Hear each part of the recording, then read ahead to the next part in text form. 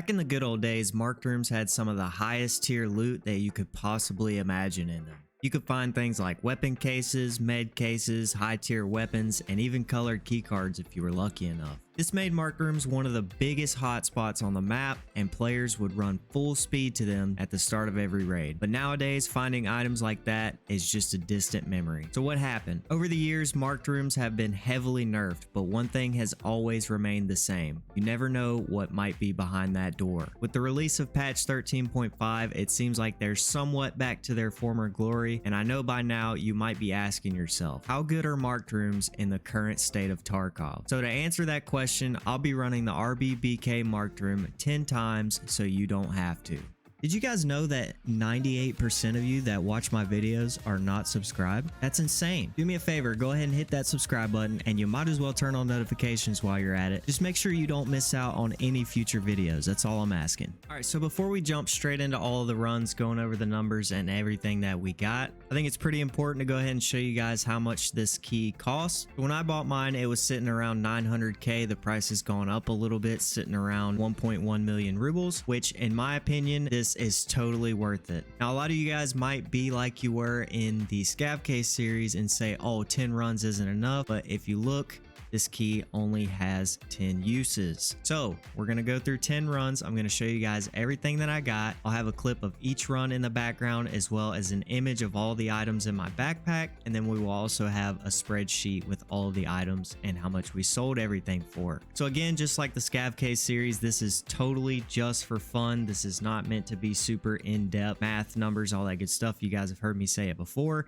If you haven't seen the scav case series, go ahead and check that out. But other than that, let's jump straight into this. All right, so we are back. We've got our trusty little file folder here covering everything up, but we're going to go ahead and jump straight into this with run number 1. Now, like I said earlier, I spent around 900K on this key, and we go into run number 1 and we already make back almost all of that. So we got a key tool, MP7, RD704, HK416, and 6 rounds of the STAR shotgun ammo. Now, just a little tip that I will give you guys, I seem to pull a lot of key tools out of these marked rooms. So when I first started getting them, I was selling them on the flea market, and then I realized that therapists will buy them for about 470K. I was selling them for about 480 to 490, and with the flea market fee, it came out to be pretty much the exact same. So if you get a key tool, just sell it to therapists. It will save you time because apparently people just do not buy key tools. So for this series, we're going to be doing estimated value. I'm not going to put up flea market fees and all that good stuff. This is just a rough number of what I sold everything for. I'm going off of flea market values, trader values, you know, things like the guns, like the RD704. I added the number in of basically what you would pay from a trader. So this is just an estimated value. It is not exact. It could probably be anywhere between 600 and 700. This is just a rough value, so keep that in mind. Moving on to run number 2, I want to say this was my best one. We got a lot of good stuff. Ended up coming out with a DVL PM pistol, 2 gold eggs, a dog tag case, a raven, a dox case, and a chainlet. Ended up selling everything for around 674,000 rubles, and this run was absolutely huge. So already we're 2 runs in and we've made our money back on the key. So now we have 8 more runs of just pure profit. Moving on to run number 3, this one kind of sucked. I'm not gonna lie, these things are hit or miss. Sometimes you might get something really good, sometimes you might get stuff that's really bad. This one we ended up with a horse, chainlet, PPSH, and a Taz for a total of 58,000 rubles.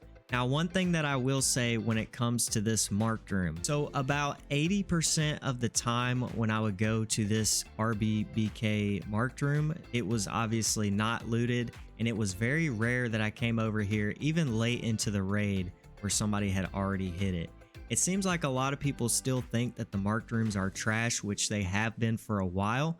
But right now, it seems like most of them are really good. I won't say that for all of them, and you guys will see that in future videos. But for right now, these marked rooms are absolutely popping. I would highly suggest that you buy the keys and start making some money. Moving on to run number 4, this was a decent one. We got a VSS, a 1911, MDR, Willer's wallet, and a gold chain. Now, I ended up getting a few of these wallets here and there, and they were always empty. There was nothing in them, no red key cards, no colored key cards, nothing like that, no keys, which kind of sucks because back in the day, you know, that was one of the main reasons why people wanted to go to marked rooms, get a wallet, open it up, boom, red key card. People love that. But anyways, we sold everything for about 300,000 rubles. Run number 5, pretty similar to run number 4. We ended up with 2 chainlets, a horse, an MDR, and an SR25. We sold everything for around 340k rubles. So obviously, as you guys can tell, we are getting a lot of good stuff and a lot of really good guns.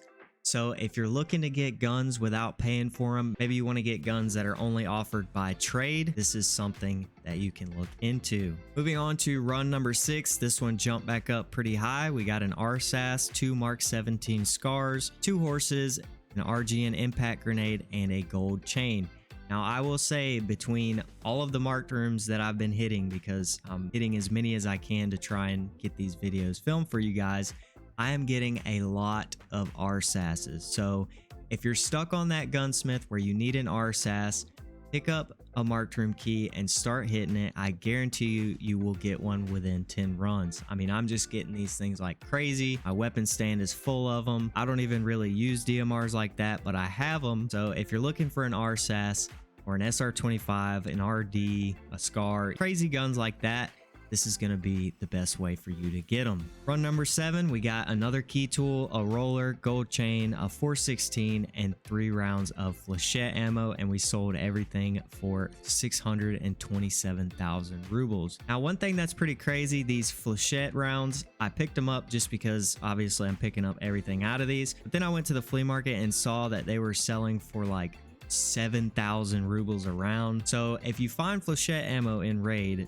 definitely take it, because for whatever reason it is selling for stupid money. Run number 8, we came out with a lion, 2 chainlets, a GP coin, PM pistol, RD704, and an SR25. So 2 really good meta guns, a couple of other good things, and we sold everything for 411,000 rubles. Run number 9, we came out with a vase, a wooden clock, horse statue, lion, gold chain, military power filter, and an SA58. And we sold everything for about 560k rubles. Run number 10, a decent one. We came out with an AS Val, an MDR, a cat statue, and a chainlet, and we sold everything for 293,000 rubles. Now, one thing that I forgot to do completely was add all of this up, so let me do that real quick and I'll throw it up on the screen. All right, so after adding everything up, it looks like we sold everything for a total of about 4.5 million rubles.